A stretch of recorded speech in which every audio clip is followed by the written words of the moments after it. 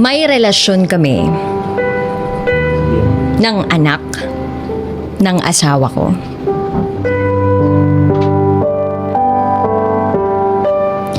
Tawagin niyo na lang ako sa pangalang Kelly. 23 years old. Eto nga, naglakas loob ako na i-share yung kwento ko para makahingi ng advice. Sana matulungan niyo ako. April 2016. Ikinasal ako kay Adrian. Hindi niya totoong pangalan. Isa siyang foreigner. Nakilala ko siya sa isang sikat na tourist spot sa probinsya namin. Nagkapalagayan kami ng loob. Hanggang sa kinuha niya na yung number ko at niligawan ako. After 2 months, naging kami. 2 times a year siya kung magbakasyon sa Pilipinas. And then after a year, nag-propose siya sa akin. Ikinasal kami sa probinsya ko. Before siya bumalik ng Norway, pumunta kami ng Maynila para ayusin ang mga paper ko. Kasi gusto niya daw na makapunta ako sa lugar nila para naman daw ma-meet ko ng personal ang mga family members niya. Especially yung anak niya.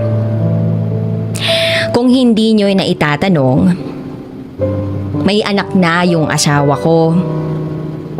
Meron siyang 2 anak. Yung panganay, matanda sa akin ng 5 years. At yung bunso naman, mas matanda sa akin ng 2 years. And by the way, 62 years old na ngayon ang asawa ko.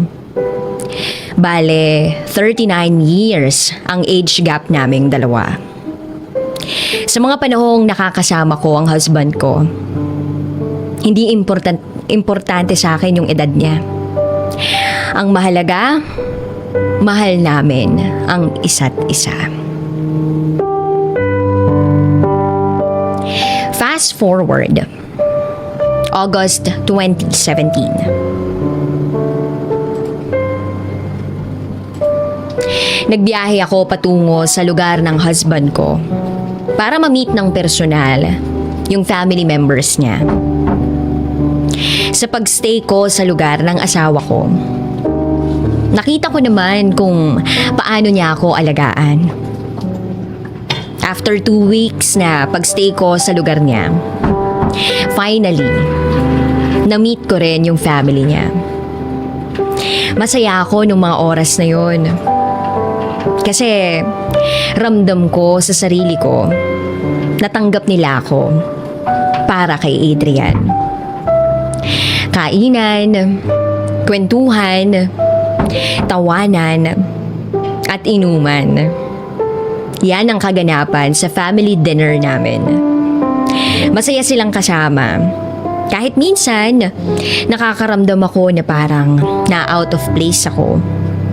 Kasi halos lahat ng family members niya hindi marunong magsalita ng English. Pero buti na lang yung anak niyang panganay marunong kahit papano. Nandyan siya para mag-translate para sa akin. Siguro doon sa anak niyang 2, mas naging close ko yung panganay niya. Mabait kasi tsaka palakwento. And then, makalipas ang ilang oras, niyaya na ako ng asawa ko na umuwi na.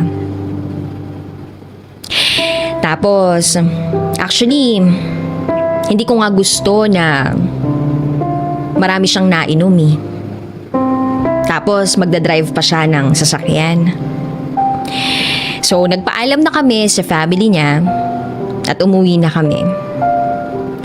Pagdating ko sa bahay, nag-shower lang ako. Matutulog na sana ako nang biglang umilaw ang cellphone ko. At pagtingin ko, may nag-text. May nag-text from an unknown number. Hindi ko pinansin. And then after 5 minutes, tumunog uli yung cellphone ko. And this time, tumawag na talaga. So sinagot ko. How are you? Ang sabi sa kabilang linya. I'm okay, sabi ko naman. Who is this? Tanong ko. Umalis kasi nga first time ko lang sa lugar nila doon sa bansa, tapos wala pa akong masyadong kakilala. Pero ayun nga, kahit na hindi ko gustong umalis siya, wala akong magagawa. Kasi kailangan niya talagang bisitahin yung business namin. Hindi naman ako pwedeng sumama kasi ang visa ko para dun lang. So kinaumagahan, umalis na ang husband ko. Ang bili niya sa akin, kapag mabobore daw ako, pumunta lang daw ako sa anak niyang panganay para meron daw akong kasakasama at hindi ako mabore. Alam naman kasi ng asawa ko na close ko yung panganay niya. So, one day, nung umalis na yung asawa ko papuntang Malaysia, pagkatapos kong maglinis ng bahay, naligo ako. And then, tinawagan ko si Sander kung available siya. Kasi nga, nabobore talaga akong nakatambay lang sa bahay. 'Di ba? Anong silbi ng bakasyon ko kung nasa bahay lang naman ako? Inaantay ko lang yung husband ko. So, maya-maya lang, dumating na si Sander. Ayun, namasyal kami, nanood ng sine, at kumain sa restaurant. Oo, inaamin ko, masaya akong kasama si Sander. Kasi yung mga bagay na ginagawa namin, like biking, jogging, at kung ano-ano pa, hindi naman namin yung nagagawa ng husband ko kasi matanda na siya. And then after namin kumain, hinatid niya na ako sa bahay. Ang saya ko lang nung araw na yun.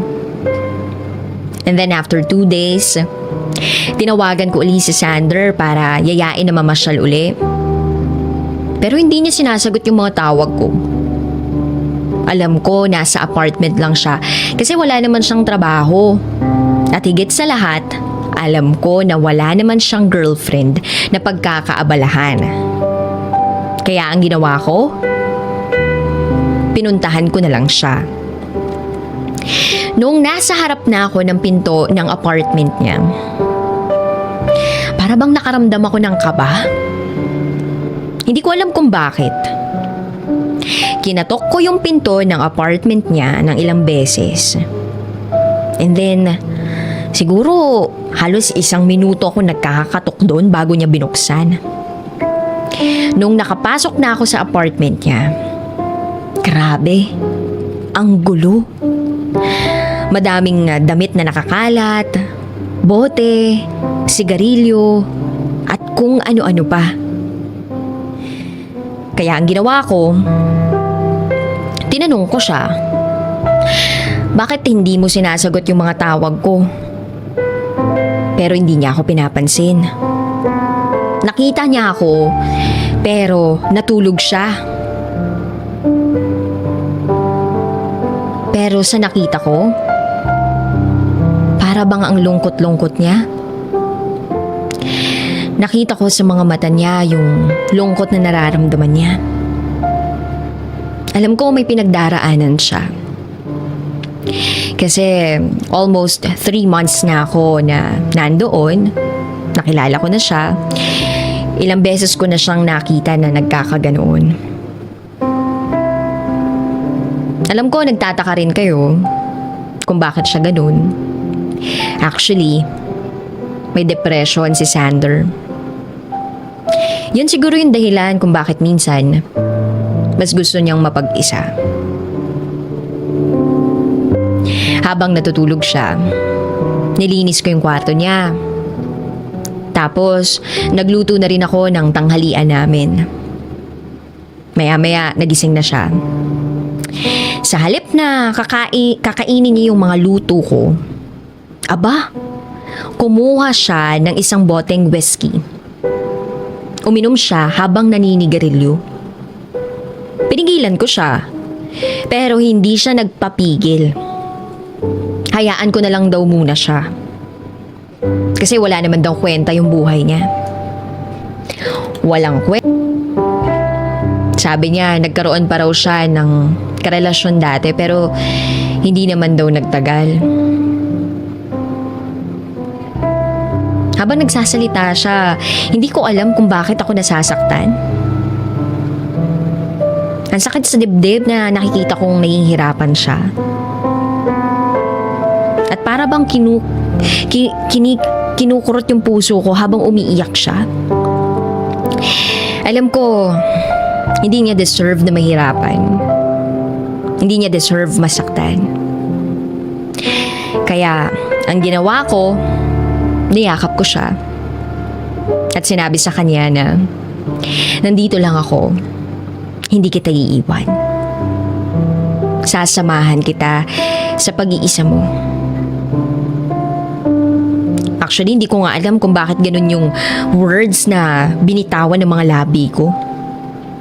Siguro, naaawa lang talaga ako sa kanya.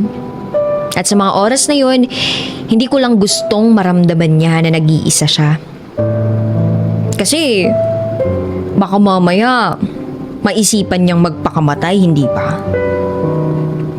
So after ko siyang kausapin at piliting kumain, umuwi na rin ako. Lumipas pa ang isang araw. Ayun, bumalik na uli yung sigla ni Sander.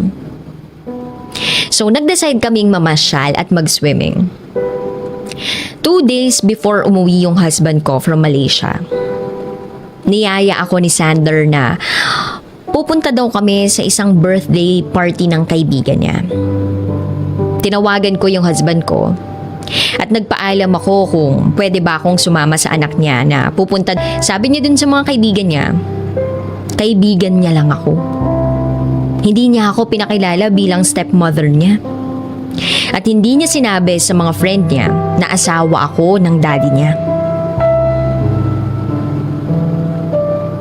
Tapos, hindi naniniwala yung mga friend niya na sinabi niya na kaibigan lang daw ako. Bakit daw kaibigan lang? Bakit daw hindi kaibigan? Siyempre, tumawa na lang ako nun. Simple lang naman yung party nung kaibigan niya. Wala siyang maraming bisita. Siguro mga family niya lang at mga friends. Basta tawanan, kainan, kwentuhan, inuman. Yun yung naging kaganapan sa birthday party ng kaibigan niya. And then maya-maya, lumapit sa akin si Lars. Si Lars, siya yung birthday celebrant. Binigyan niya ako ng isang basong whiskey. Tinanggihan ko kasi hindi naman talaga ako umiinom. Pero pinilit niya ako at sinabi na pagbigyan ko naman daw siya kasi birthday niya naman eh. Kaya ayun, pinagbigyan ko nga. Tapos ininom ko yung isang baso ng whiskey. Grabe talaga. Ang pait. Tagos hanggang sa lalamunan ko yung hapde ng alkohol. Maya-maya pa, niyaya ako ng umuwi si Sander. Kasi nakakaramdam na ako ng hilo. Nagpaalam na kami sa kanila. Then habang nasa daan kami, tawa siya ng tawa sa akin. Ang sabi niya, para daw akong lobster sa sobrang pula. Kaya yung ginawa namin, nag-stop over kami sa isang convenience store. Bumili ng ice cream. Kasi sabi niya, maganda raw kainin yung ice cream pag nahihilo ka. In fairness, tama naman siya. Kasi pagkatapos kong kumain ng ice cream, I feel better. Maya-maya pa nakarating na kami sa apartment niya. Doon kami unang dumaan kasi may mga gamit pa ako na kukunin doon.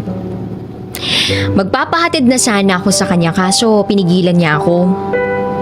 Bibili daw siya ng pagkain sa labas at sasamahan ko raw siyang kumain ng hapunan kasi hindi raw siya nabusog sa birthday party ng kaibigan niya. Kaya ayun, pumayag ako at lumabas na siya para bumili ng pagkain. Habang hinihintay ko siya, kinuha ko yung cellphone ko sa bag ko para i-check kung tumawag na yung husband ko. Pero lowbat na yung phone ko kaya chinarge ko. After 2 minutes, nakita ko sa screen ng phone ko na tumatawag si Adrian. Nakita ko rin na 5 beses na siyang tumawag. Hindi ko nasagot yung tawag niya. Kaya yung ginawa ko, tinawagan ko siya. And then maya-maya sinagot niya yung tawag ko. Medyo nagulat ako kasi ang ingay. So tinanong ko siya, bakit maingay? Tinanong ko kung nasaan siya. Ang sabi niya, nasa loob daw siya ng kwarto niya at matutulog na daw siya. Hindi ako naniniwala sa kanya kasi alam ko sa sarili ko na wala siya sa kwarto niya. Kasi maingay, tapos may nagsisigawang babae. Nakaramdam na ako ng kaba sa sarili ko ng mga oras na yun. At para bang nanginginig na yung buong katawan ko. Gusto kong umiyak pero pinipigilan ko yung mga luha ko habang sinasabi sa sarili ko na sana mali ang hinala ko.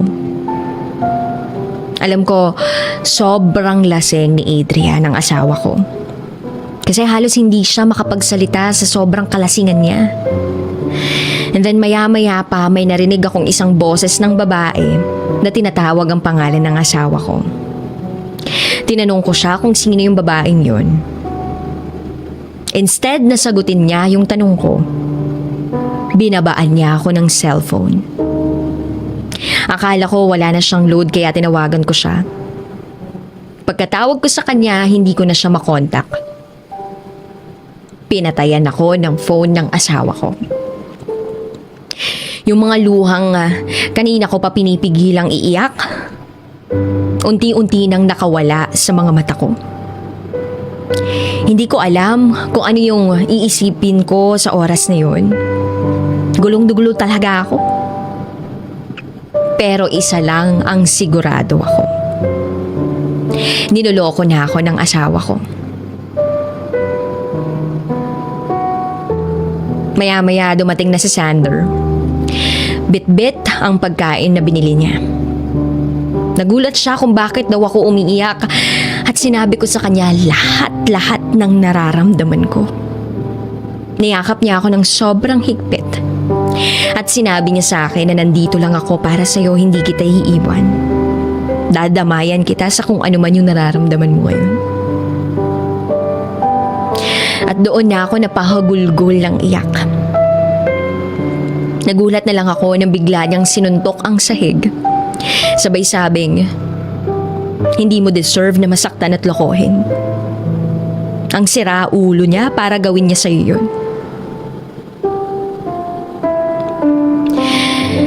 After kong naramdaman sa sarili ko na okay na ako, kumalas ako sa pagkayakap niya. Tumayo ako at walang pasintabing pumunta sa kusina at kumuha ng whiskey.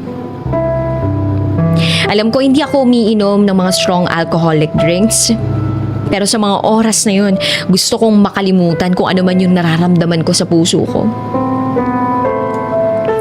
Maya-maya sinamahan na rin ako ni Sander. Hanggang sa nalasing na ako. Alam ko sa sarili ko na umiiyak na ako ng mga oras na yun. Hindi lang dahil sa lasing ako, kundi dahil sa sakit na nararamdaman ko. Ang sakit-sakit yung ginawang panlolo ko sa akin ng asawa ko. Sigarilyo dito, inom dito. Yan yung kaganapan nung gabing yun. Hanggang sa Hindi inaasahang pagkakataon. Nang gabing yun, hinalikan ako ni Sander sa labi ko. Hindi ko siya tinulak o sinampal. Basta nilabanan ko yung halik na gusto niya. At doon, may nangyari sa amin. Oo, may nangyari sa amin ng anak ng asawa ko. Alam ko sa mga oras na yun, mali yung ginagawa ko. Mali yung ginagawa namin ng anak niya. Kasi may asawa ako at yung taong kahalikan ko ay anak niya pa mismo. Pero sa mga oras na yun, nakalimutan ko. I have feelings for you since the first time I met you. I know this is wrong because you are my father's wife, but I don't care. I love you so much and I want to be with you. I want to spend my whole life with you. And you are the reason why I'm trying my best to be a good person. And you are the reason why I want to continue my life. At kung ano-ano pa yung mga sinabi niya. Hindi ko alam kung bakit ako nakaramdam ng saya sa puso ko habang sinasabi niya yung mga katagang yun. Siguro dahil mahal ko rin siya. Oo, siguro mahal ko na rin yung anak ng asawa ko.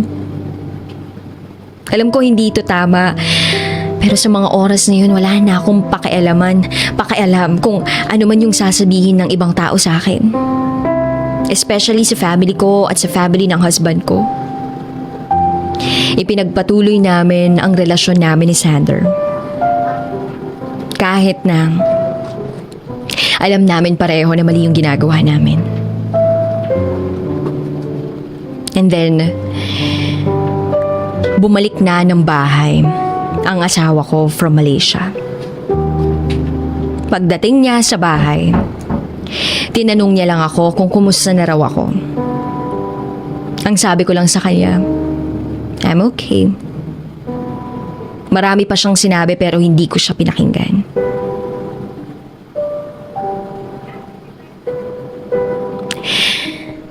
Marami pang naging kaganapan sa buhay ko bago ako bumalik ng Pilipinas. Yung relasyon namin ni Sander, naging matatag.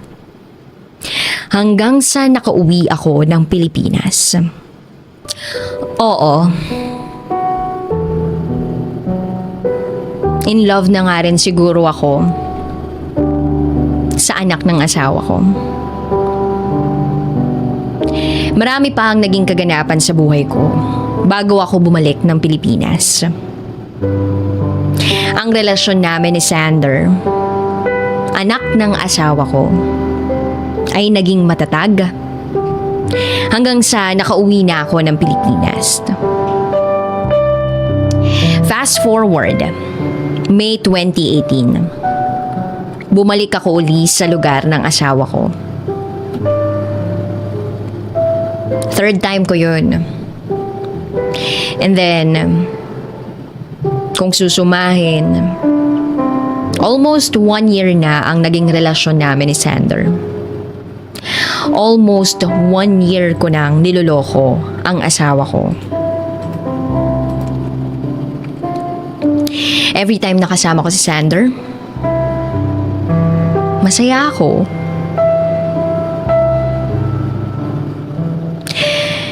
Pero yung sayang yun, may halong guilt.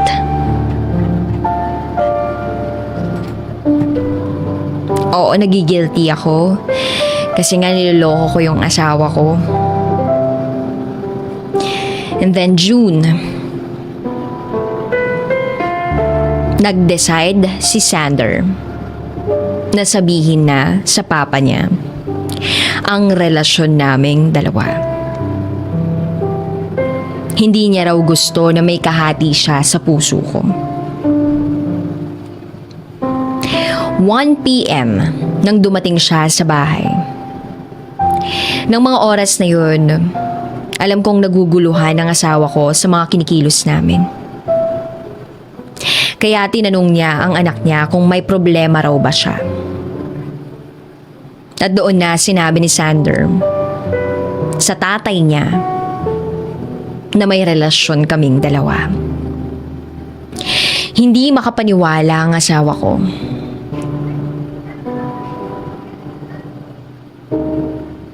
Tinanong niya ako kung totoo daw ba na meron kaming relasyon ng anak niya.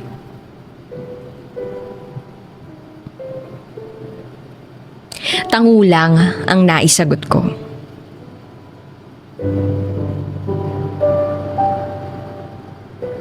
Pagkatango ko, umiyak ang asawa ko sa harapan ko.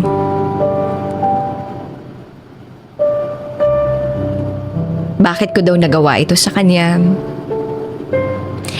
At wala akong ibang masabi kundi sorry.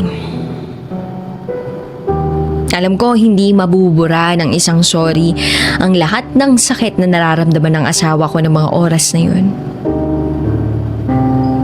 Awang-awa ako sa kanya. Hindi ko alam na ganun pala katindi ang sakit at kasalanan na ginawa ko sa kanya.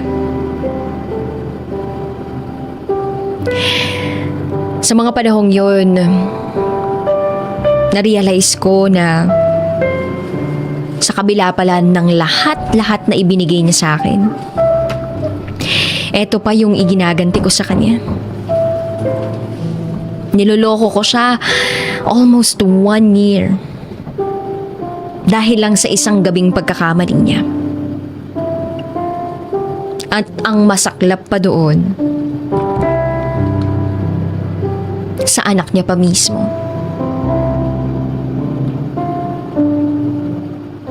Pinapili ako ng asawa ko kung sino ang pipiliin ko sa kanilang dalawa. At ang sabi niya, kung si Sander daw ang pipiliin ko, wag na daw akong umasa pa na makakabalik pa ako sa lugar nila. At hinding-hindi ko rin daw pwedeng makita ang anak niya. At kakalimutan rin daw niya na meron siyang anak na panganay. Grabe. Ang gulo-gulo ng isip ko ng mga oras na yun.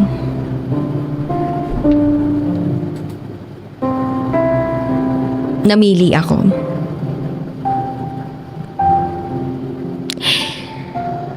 Kahit masakit siguro,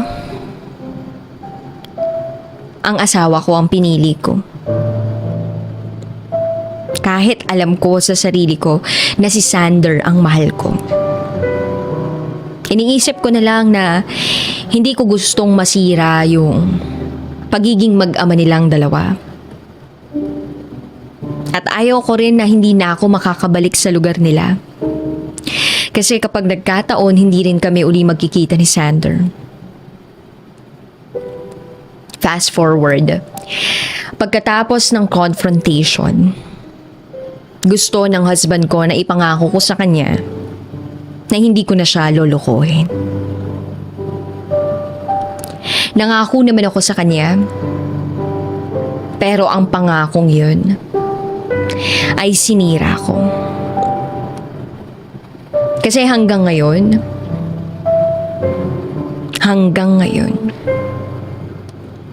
may relasyon pa rin kami ni Sander.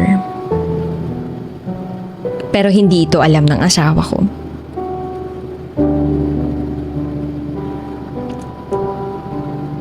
Alam ko isang malaking pagkakamali ang mahalin ko ang anak ng asawa ko.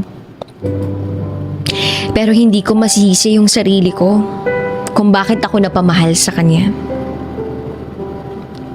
Kasi sa mga panahong kailangan ko ang asawa ko, wala siya sa tabi ko. Pero si Sander, nasa tabi ko siya para ibigay lahat ng kailangan ko.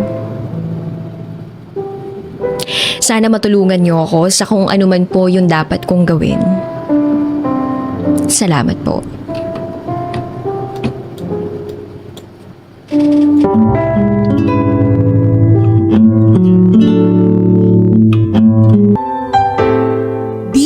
Tambalanista.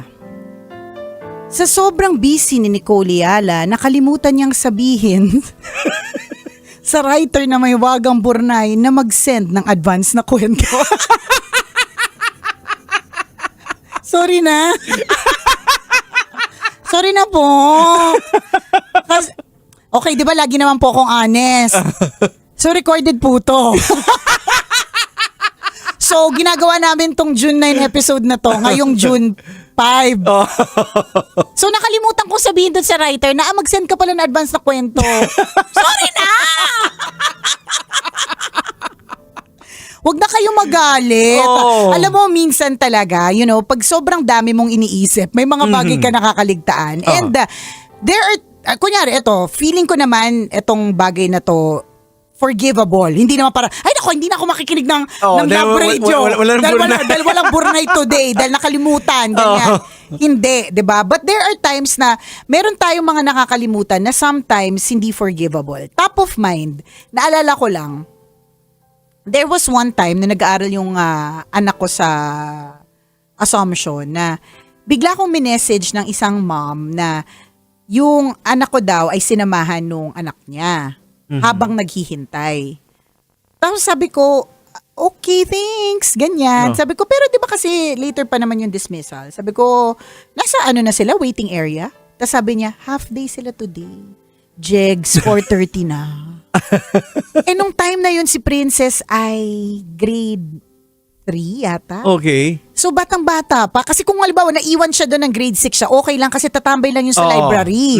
O kaya dadakdak with friends. Pag grade 3, tapos ikaw na lang yung natitira sa school, may mga mangilan-ngilan ding nakalimutan ng magulang or hindi pa nasusundo, nakakapanik siya. Totoo. So, talagang sabi ko talaga sa sarili, ang sinabi ko naman sa sarili ko noon, okay, ang feeling ko talaga noon, Jegs, ako na talaga yung worst mom in the world. Correct.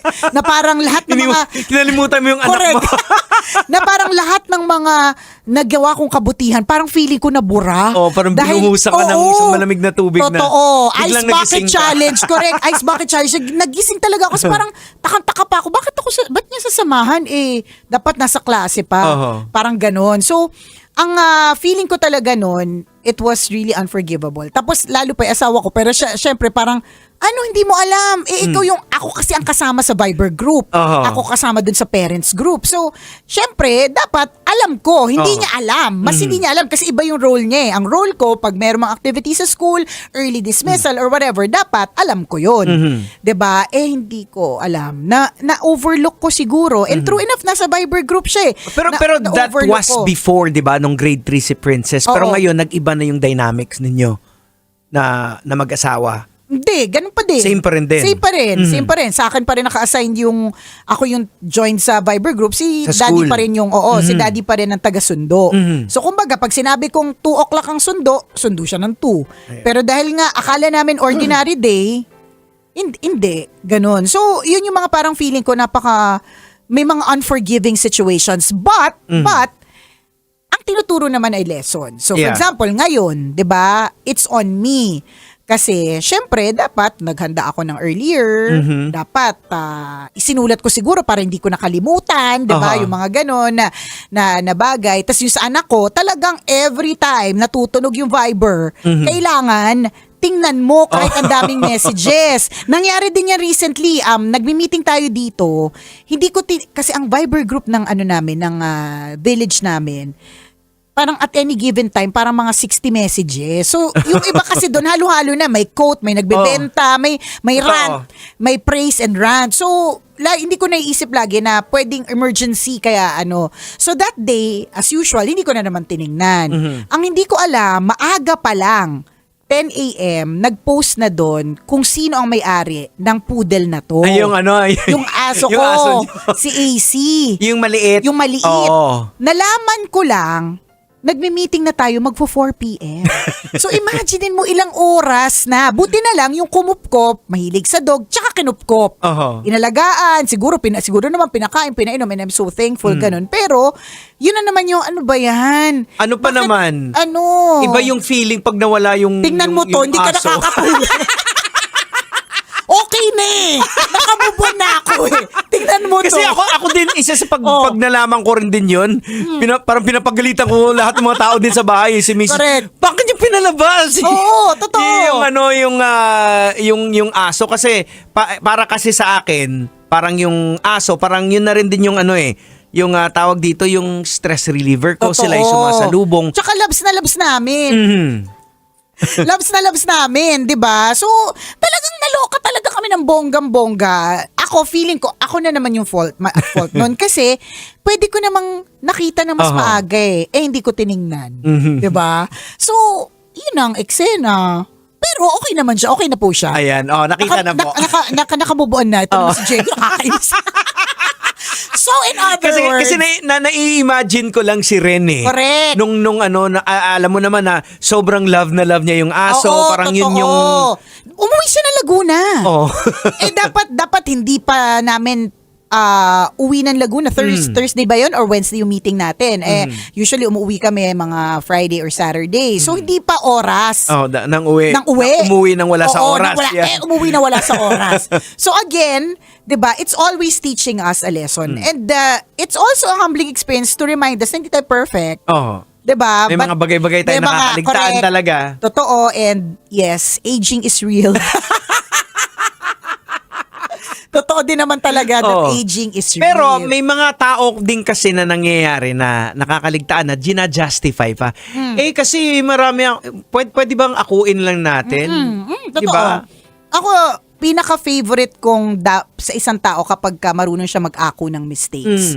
Yung Kasi hindi tayo matututo pag hindi mo inako akuin mo. Nangyari yan, meron ka ambag dyan. 'Di ba? Kahit pa sabihin mo, paano ko naman masasabing yung Viber group nandoon, 'di ba?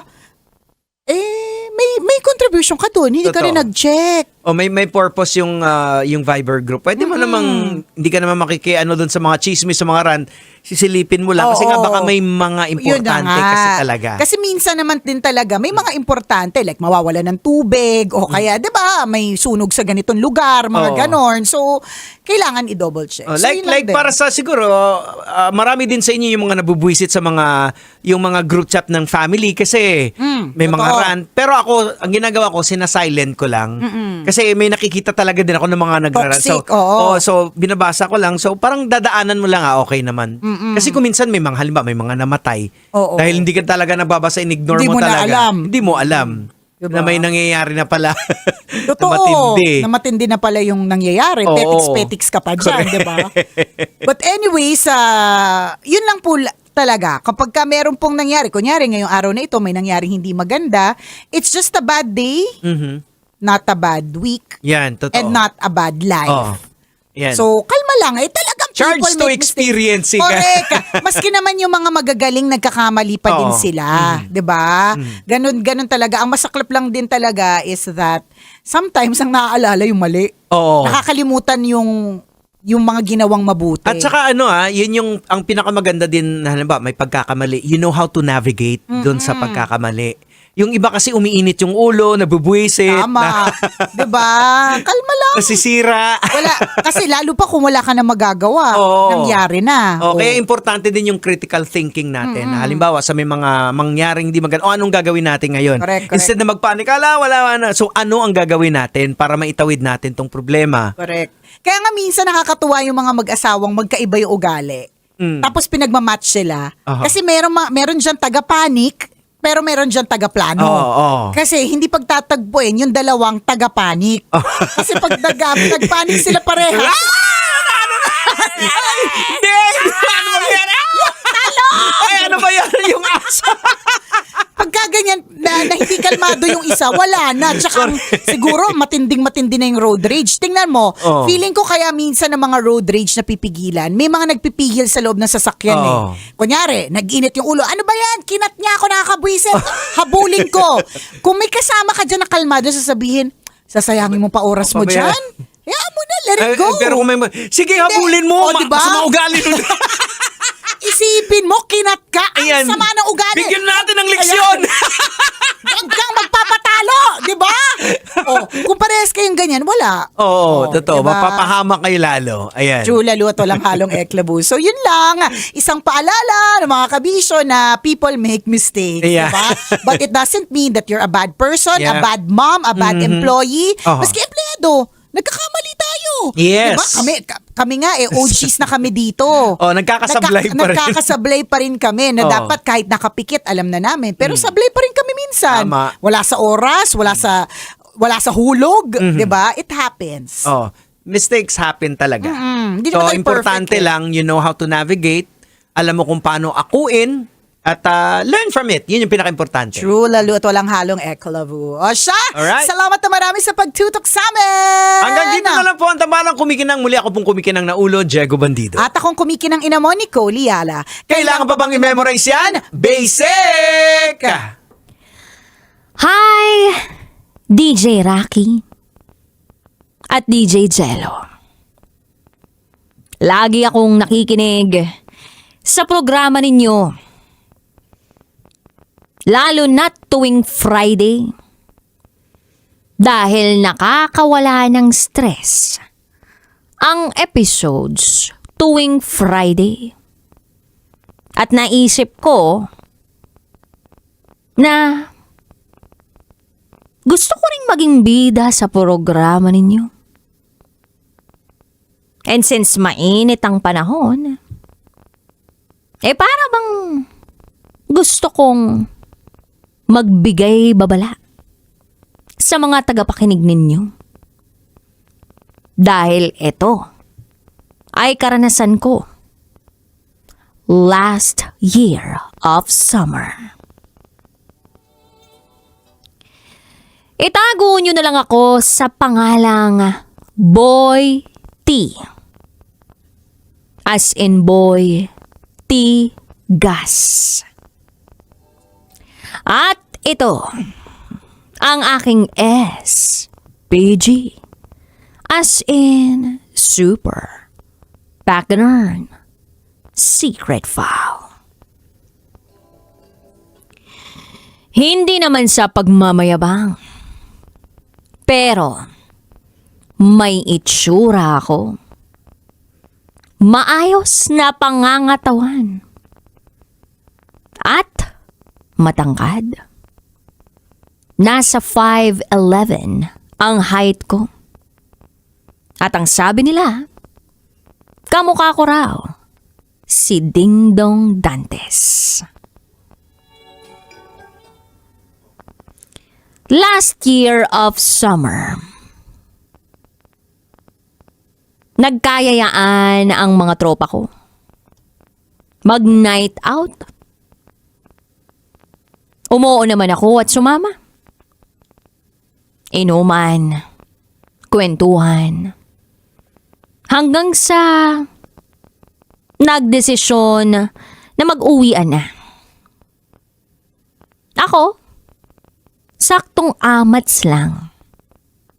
Pero pagka-uwi ko ng bahay, parang kumalam yung tiyan ko. Para bang nagutom ako. Kaya naman, tumungo ako sa kusina. At nakita ko ang kanin na nasa loob pa ng rice cooker. At merong Tupperware.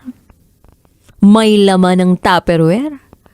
Pagbukas ko, sinampalukang manok. Ininit ko agad ang sinampalukang manok at ang kanin sa loob ng rice cooker. Lumafang ako. Sarap! Pagkatapos nun, ay natulog ako. Hindi ko na matandaan kung anong oras na nun, pero bigla na lang akong nakaramdam ng paghilab na para bang kinakailangan kong magbanyo. Antok na ako. At gusto kong ituloy ang tulog ko. Tinatamad akong bumangon kasi wala akong sariling banyo sa kwarto ko. Nawala naman yung hilab. Kaya akala ko okay na. Hanggang sa naramdaman kong nauutot ako. Nagpakawala ako ng masamang hangin. Pero DJ Rocky and DJ Jello, hindi ko inakala na ang pagpapakawala ko pala ng masamang hangin ang siyang magdudulot ng masamang pangitain sa akin. May kasama pala ang masamang hangin. Kaya bumangon ako agad. Nagtungo sa banyo namin at Jumerbox. Pagkatapos kong maghugas ng aking wetpacks, ay nagpalit ako ng brief. Tumungo ako ulit ng kusina para magtsaa. At nang maubos ko ang isang tasang tsaa, nautot na naman ako. Sa pangalawang pagkakataon ay may lumabas uli. Kaya bumalik ako ng banyo. Paghubad ko ng brief ko, nakita ko ang box ng tsokolate. Na siyang gumuguhit sa aking salawal. Hindi ko na natiis pa. Pagkatapos kong Jumerbox uli, ay nilabhan ko na rin ang aking brief. At dahil tamad akong maglaba, at ayoko nang maglaba pa uli, nag-isip ako ng paraan. Tumingin-tingin ako sa paligid. Binuksan ko ang cabinet sa loob ng banyo at dito tumambad sa akin ang pakete ng napkin. DJ Rocky at DJ Jello. Binuksan ko ang pakete ng napkin at nang mabuksan ko kung ano ang nasa loob ng plastic, ay nakakita ako ng Band-Aid na malaki na merong pandikit. Ito pala yung napkin. Parang malaking Band-Aid na may pandikit. Kaya naman, kumuha ako ng bagong brief sa loob ng cabinet ko at inilagay ko ang napkin sa tapat ng labasan ng tsokolate. Naisip ko, pupuntahan ko pa naman yung liligawan ko ng umaga. Sana mahinto na ang pag-LBM ko. Bumalik na ako sa tulog. Nag-alarm ang cellphone ko. Oras na para bumangon ako. Para maligo. At nang sa gayon ay puntahan na ang nililigawan ko at makakain kami sa labas. DJ Rocky at DJ Jello. Dahil nagbabadya ang panahon ng tiyan ko. Hindi ako mapakali. Kaya ang ginawa ko bago ko umalis ng bahay ay nagbaon ako ng napkin. Bukod pa ron, may nakalagay na napkin sa brief ko. Kaya naman, habang nagde-date kami ng girl ko, ang hindi niya alam ay nakanapkin ako. Masaya ang aming kwentuhan at kainan. Puro tawanan.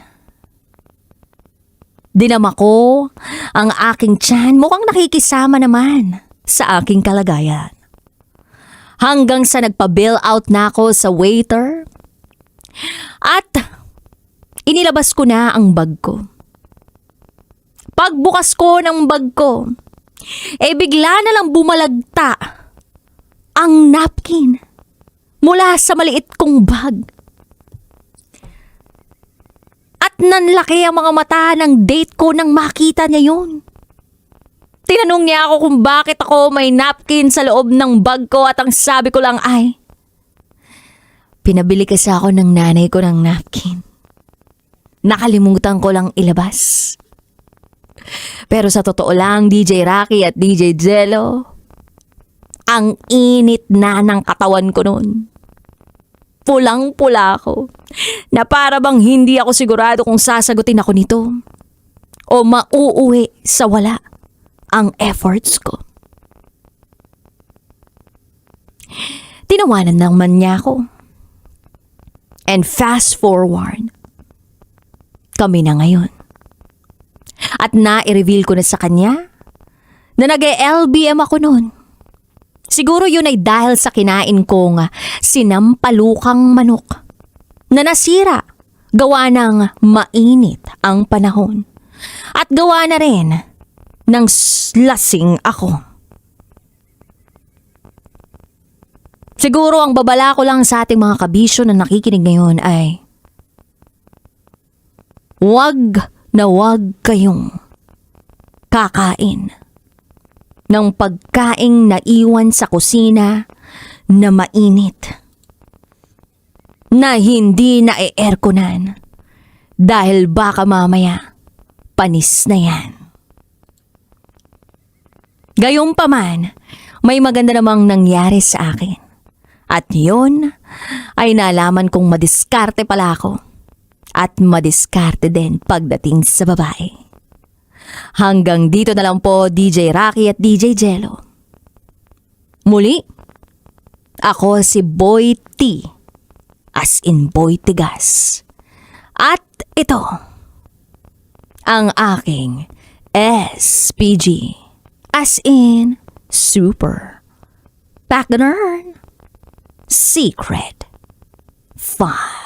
At tayo'y nagbabalik. Ito po ang SPG as in Super Partner Secret File ng ating kabisyo na si Boy T, as in Boy T Gas. Kala ko nga nung sinabing Boy T, Boy Tae. Yung kamukha mo si Ding Dong Dantes, no? Pero taihin kayo. Madalas ka nag-LBM. Oo. Sabihin ko sana yung asawa ko, parang ganun ko siya nakilala. Parang alam mo, yung asawa ko, love kita talaga. And I accept you for who you are. Disclaimer talaga, no? Yung asawa ko, matagal malasing yan. Pero mabilis matay. Ganun yung level lang meron siya sa katawan niya. Kaya, sa tuwing lalabas kami, gets ko na na kailangan, identified niya na yung banyo na malapit doon sa kinakainan namin. Tapos gets ko na rin kung mawawala siya ng ilang minuto kasi babanyo siya. Ganun kabilis yung metabolism niya sa katawan niya. Ganun makabilis mag-flush ng dumi yung katawan niya sa buhay niya. Ganun, dude. Galing, no? Oo. Pero ibang usapan syempre pag ini-LBM talaga. Lalo na yung iba dyan, yung lactose, ano yun? Tawag doon? Hindi ko alam Lactose intolerant, whatever. Lactose yung... Lactose? Lactating lang. O talaga, no? Hilig mo dun sa mga nagpapa breast milk? Ganon? Nagpapa breastfeed? Favorite mo ba yun, dude? Oo. Baka hindi na liquid yung lumalabas doon, dude, ah. Baka powder na, ah. may mga tao na kapag kumain sila ng keso, uminom sila ng yogurt, Oo. ng milk, bawal. Pupups agad. Nag-LBM sila. Oo, kaya ang hirap din eh. Tsaka, dude, pag summer talaga, ito kasi yung naging sitwasyon ng sender natin, diba? Kinain niya yung kanin na nasa loob ng rice cooker, ininit niya lang, tapos yung naka-tupperware na sinampalukang manok, kinain niya diretso. Syempre, di ba dapat normally inaamoy-amoy mo muna yun? Oo. Tsaka kapag lasing ka, mahirap, parang mahirap isipin. Yung brain cells mo kasi syempre merong alak dyan Ang hirap pakaisipin kung ito ba panis na o hindi. Kaya, yun, laban ka lang pag nakaramdam ka ng gutom. Kaya ang ending mo dun, LBM talaga. So ako, ang suggestion ko dyan, paluto talaga kayo. Di ba normally yung mga manginginom dyan, naglulugaw muna yan somewhere. Pumapares muna yan. Pumapares, yan. Oo. Di ba yung mga masasarap ng kainan dyan, may katabi talagang inuman? Alam mo, sample. Sige, magbigay tayo ng mga examples. Sige. Ikaw muna. Sige, dyan sa may Malate banda. Meron dyan tinatawag na yung ramenan na eras. Tapos mga magkakalapit yung mga yan Nasunog lang kasi yan nung ng era na yan Pero meron doon na paresan yung malapit sa may karwasyan. Ano nga pangalan doon? Gyms. Oo, Gyms Paresan. Yung pausok. Malapit sa St. Paul, Manila kasi doon ako nag-aaral dati. So alam ko yung mga kanto-kanto dyan. So pagkatas mo uminom, Bellagio pa. O diba? May Bellagio pa. Tapos mo manginom dyan, diretso ka ng gyms. O ikaw, saan pa yung Sa akin? Oo. Iba naman ako depende kung saan. Sa QC ako minsan. Minsan na madalas. Madalas. Sa QC naman marami mga parisan dyan. Talaga? O kaya pagtapos namin uminom ng QC, Paris Retiro naman kami. Ay, Paris Retiro. Masarap din dun. Mga 24 hours bukas yan, diba? Yan. O kaya parang meron lang hanggang umaga, tapos parang patanghali, hindi pa sila bukas, no? Yan, may mga ganun. May mga ganung klaseng establishment na open lang talaga para sa mga manginginom, no? Ano pa, mga alam mo, dude? Las Piñas, meron din. Ano? Sa Las Piñas naman, ano ba to? Ay, hindi, Makati pala. Ano yan? Yung Doremi. Kung nakakaalam nila yan, Doremi. Doremi. Oo. Ang masarap doon, sa may yan, malapit sa may barangay Poblacion, pagbaba nyo ng Makati Avian, tutumbukin nyo yung court ng Poblacion sa may gilid, tas yung park ng Makati Park. Yung Doremi na yan, ang pinaka mabisa nilang ino-offer dyan, yung tapa soup nila. Wow, tapa. Naglalaway. Tapa soup, dude. Ang sarap. Grabe. Mainit-init pa. Magkano yun? Libre yung tapa soup. Pag bumili ka sa kanila ng silog, automatic may tapa soup ka. Wow, sarap. yun. So, ibig Lalagay mo sa sabihin, kanin. pagkagaling mo ng gimmick o night out sa Poblat, diretso ka dun. Diretso ka dun. Uy, sarap nun Meron pa dyan sa Las Piñas nga din, dude. Yung iba namang pinupuntahan yan, yung Atoy's Pork Chop. Yan. Oo, kasi pag gusto mo naman kanin-kanin, di ba? Atoy's, no? Pork chop, sarap. Sarap. O, di ba? Alam yung mga, dapat pag manginginom ka, alam mo yung mga lugar na pupuntahan mo pagkatapos mong mag-inom. Pako, meron. Ano? Mam Pepes. Ang sarap niyan. Mang Pepes? Alam mo yan? Santa Mesa meron din yan. 'Di ba? Meron? Santa Mesa. Talaga? Oo, Mang Pepes. Iyan kapag basag na basag kami. Hinahanap namin yan. Talaga ba? Ang sarap ng pork chop nila dyan. Pati buto, lulunukin mo. Mang Pepes, baka naman pinromote ka na namin dito. Ang kilala ko lang, hindi ba karelasyon yan ni Aling Banang? Meron din, di ba? Oo, kasi mga madaming din branch yan si Aling Banang. Tsaka masarap din puntahan, duda. I mean, ako parang yung mga 24 hours na kainan, alam mo kung ano?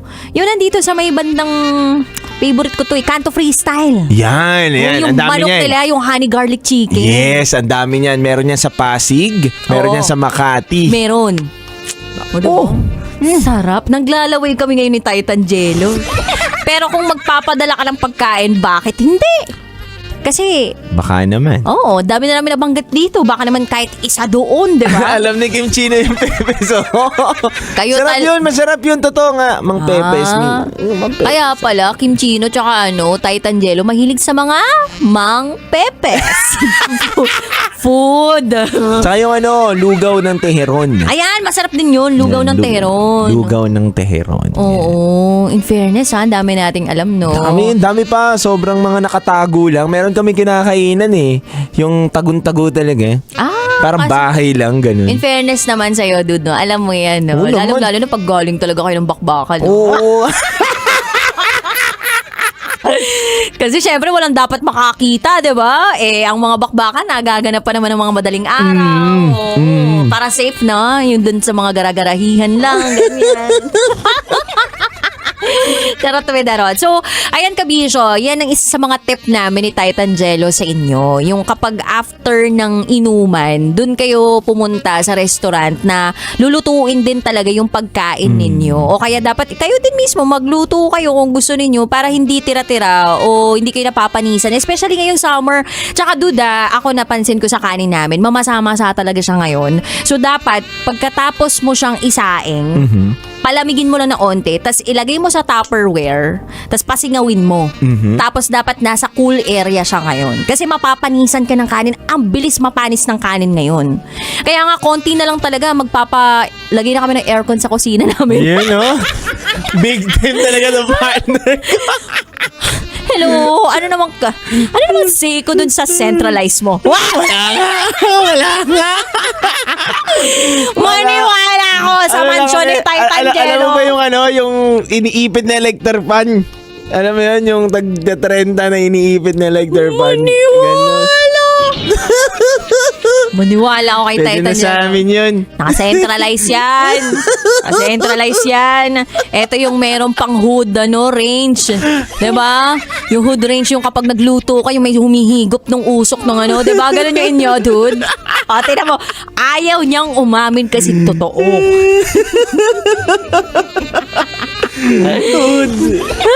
Bakit? Plywood lang alam ko. Maniwala!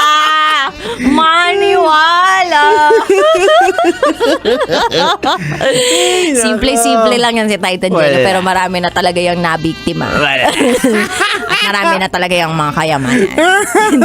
De, ba't kidding aside, yan, isa sa mga tip din namin yun ngayon na madaling mapanis po ang mga ulam ngayon.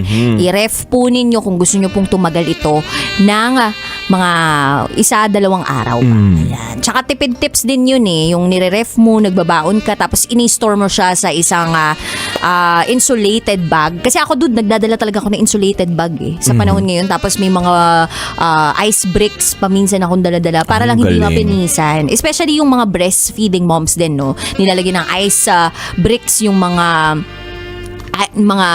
breast milk packs para nang sa gayon hindi siya mapanis. Dami ko talaga natututunan sa'yo. Naku, alam mo naman. Hindi, pero may nagsabi maganda Ano? daw ng suka. Lagyan daw ng suka yung sinaing. Totoo ba? May totoo yun Yung lola ko naggagawa ng gano'n. Suka yung sinaing. Nilalagyan niya. Noon pa, pag pumupunta ako sa Pero kanila. hindi na papanis yun. Hindi na papanis, nasisira na. Yung imbis na matamis yung pagsubo mo ng kanin, tamis pagkain mo wow, suka, toyo na lang kulang, may adobo ka na. And sa mga nag-LBM dyan, wala rin namang masamang tumanggi sa mga lakad, diba? Pag may kadate kayo, sorry talaga, LBM ako ngayon, bawi ako sa'yo. Yes. Ganun. Gulatin mo, diba? Sa susunod na araw, punta ka, diba? Bigay ka lang ng bulaklak, yung mga ganun. Pero makalaga sa SPG Secret File Sender natin, napagtagumpayan niya, diba? Yes. Na mapa-oo yung kanyang dinidate o nililigawan. Galing talaga ninyo mga lalaki sa mga lusot-lusot. Hindi naman, ibahin mo ako. Imayin mo ako, mas matindi ka. Hindi, iba ako. Ano tayo? Hindi tayo marunong lumusot O sige nga, sample natin Sige ha. nga. Kung makita ng jowa mo, nililigawan mo, may napkin sa loob ng bag mo, ano sabihin mo? O ano to? Advance lang ako mag-isip, magkakaroon ka rin. Ay, paano kapag nakakita naman ng pampaswerte plastic lobo dyan sa loob ng bag mo? O wallet mo? Ano to? Hindi ako mahuhulihan yan. Bakit? Hindi ako gumagamit yan Paano kung resibo? Resibo? Yan, resibo. Anong resibo? Resibo. Anong resibo? Resibo bumili sa 7-Eleven o mini-stop ng Ng protection? Oo. Sabihin ko, hindi sa akin yun. Oo, kanino? Tinesting ko sa kanya, wala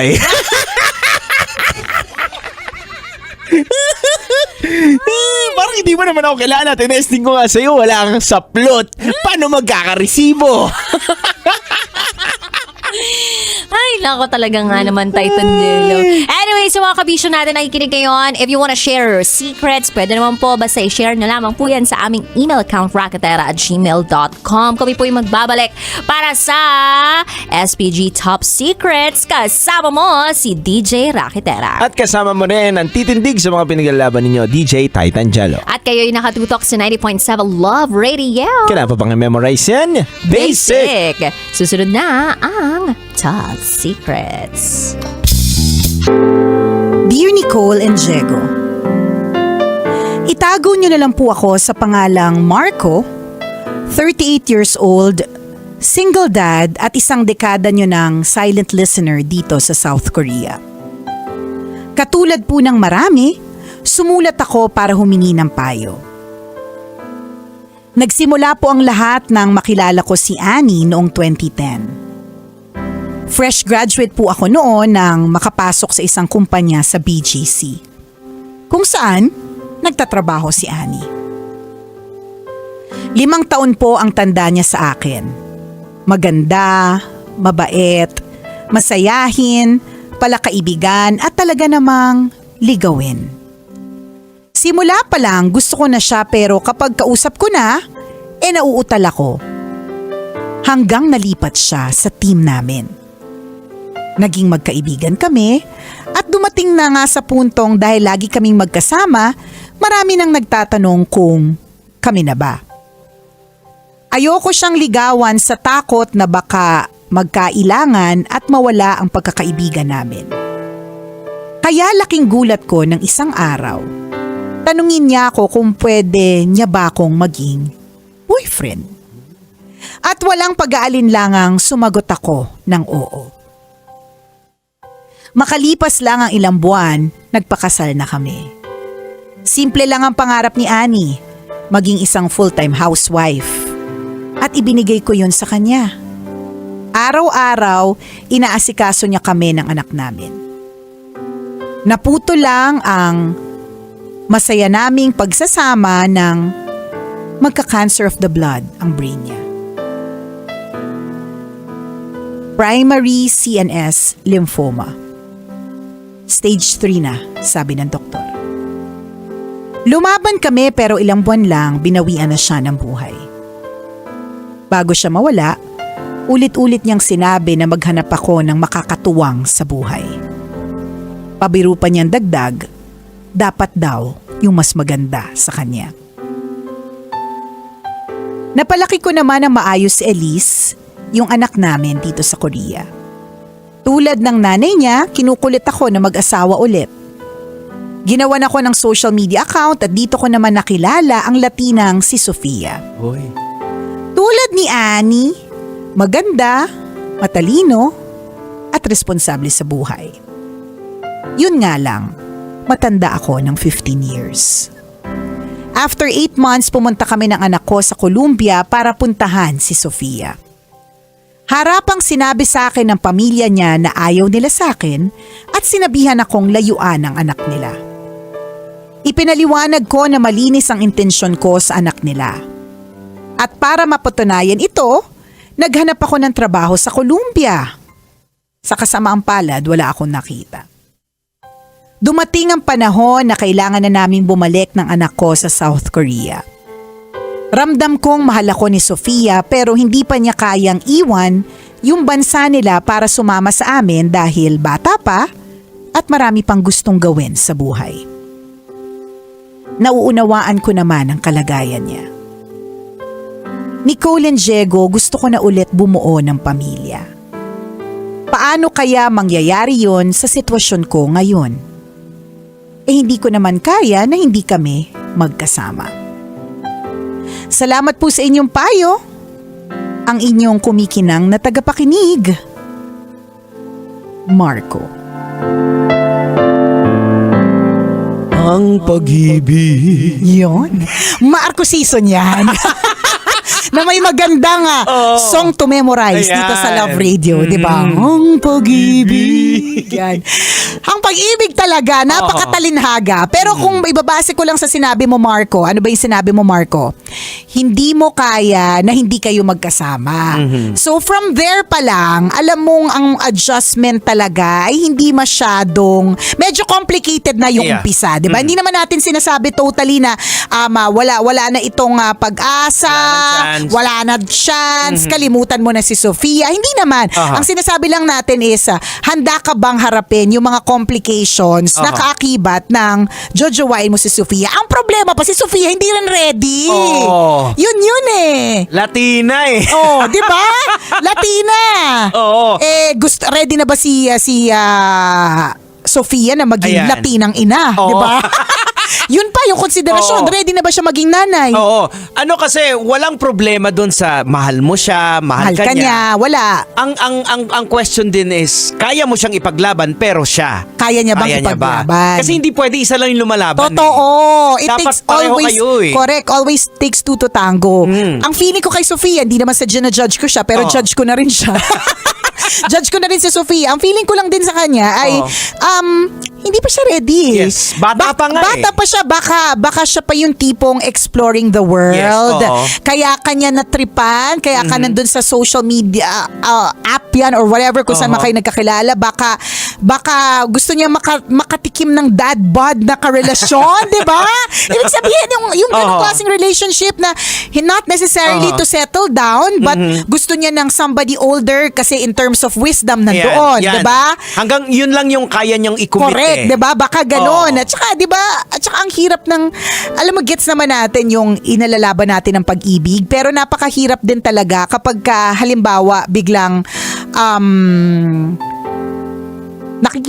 masyado kayong you and me against the world. Yes, oo. Apakahirap nun. Oo. It's always so nice kung meron kang hindi man kayo masyadong close, kunwari, at least good ang relationship ninyo Oo. ng pamilya niya. Hindi sila galit sa'yo. Oo. Ang hirap eh. Wag mo i-romanticize yung kanta na Love Will Keep Us Alive. Ay, Dahil hindi.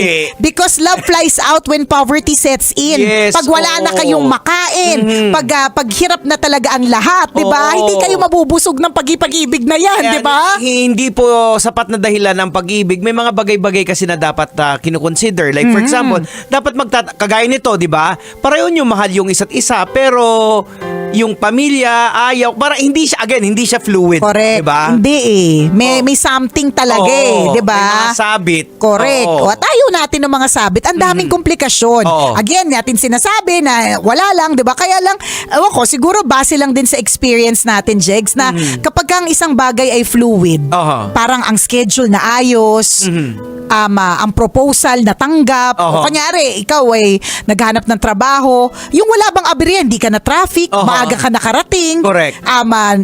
good mood yung mag-i-interview, Oo, tapos- kakilala mo, di ba? Oo. Yun yung mga sinasabi nating fluid. Oo, tapos yung gano'n na gusto niyang patunayan na mahal niya talaga si Sofia, naghanap ka ng trabaho pero hindi ka nakahanap. Imagine Oo. mo, kung fluid, kahit pa paano makakahanap ka. Correct, di ba? Yun yung mga example parang hindi eh. talaga Hindi- pinapayagan ng hindi eh. tadhana. Totoo. Na, like ako na-experience ko yung ayaw yung pamilya. Yung kailat sinasabihan ako ng tata niya, pag nakita kita, babariling kita. Sabi. Titingga kita sa Oo, ulo. di ba? matigas yung ulo ko. Inilaban. Inilaban ko ngayon, Oo. favorite niya na ako. Oh, Oo, di ba? Yun naman yung sinasabi natin na we're not totally saying that it won't work. Oo. Yun nga lang, merong kaakibat ito talaga na komplikasyon at lakas ng loob. Oo. 'Di ba? Pero to begin with, ang magkaiba sa inyo ni Marco, to begin with, si Marco ay ready. Si Sofia ay hindi. Oo, yan. Diba? So sa inyo, kunyari sa inyo ni Let, Oo. si Let ready. Oo, yan. Kaya niyang Oo, ipaglaban kami ipaglaban ang dalawa. pagmamahalan Oo, ninyong yan. dalawa, 'di ba? Si Sofia, di ko sure. Oo, baka nai-enjoy niya lang yung company mo, Oo. yung bagit ni Nicole na yung wisdom. Correct, 'di ba? That Pero comes with the age. Hindi pa talaga siya handa na yung for a married life. Kasi nai-enjoy, bata pa eh. Yes. Party animal pa party eh. mode, party Oo. animal, 'di ba? Nasa ganun pa siya. Oo. Ganyan. Skibidi pa siya. Correct. Tsaka baka yung mga terminology niyan, Oo. ano?